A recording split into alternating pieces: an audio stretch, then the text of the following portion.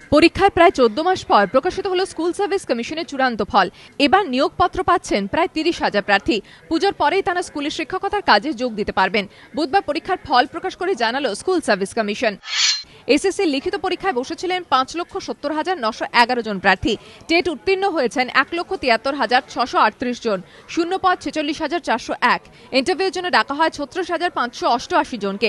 চাকরির জন্য মনোনীত হয়েছেন 30,378 জন।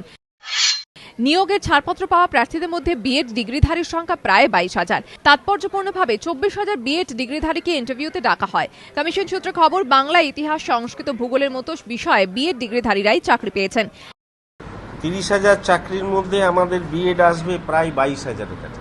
কিছু কিছু সাবজেক্ট আছে বলি, বাংলা, ইতিহাস কোনো রিজিয়নে যেখানে বিএড লেফট আউটও হয়ে গেছে, ওয়েটিং লিস্টে কমপ্লিট বিএড, সেখানে নন বিএড পাবেন না।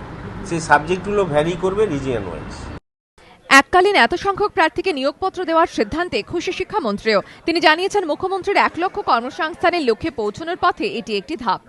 একই সঙ্গে যে রিক্রুটমেন্টের ক্ষেত্রে মাননীয় মুখ্যমন্ত্রী শুধু শিক্ষা দপ্তর থেকে যে 1 লক্ষ কর্মসংস্থানের কথা বলেছিলেন, আমরা সেই অভিষ্ট লক্ষ্যের দিকে প্রায় পৌঁছে গেছি এবং সামনের দিন আমরা আরো পদ সৃষ্টি করতে পারবো বলে আশা রাখছি।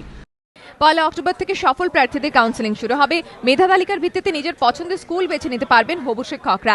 তার মধ্যে আগামী ডিসেম্বরে ফের 30,000 শূন্য শিক্ষক পদে নিয়োগের বিজ্ঞাপন দেওয়া হবে। কমিশন জানিয়েছে, সেই পরীক্ষাতেও আবশ্যিক নয় বিএড ডিগ্রি। কৃষ্ণেন্দু অধিকারীর রিপোর্ট, এবিপি আনন্দ, কলকাতা।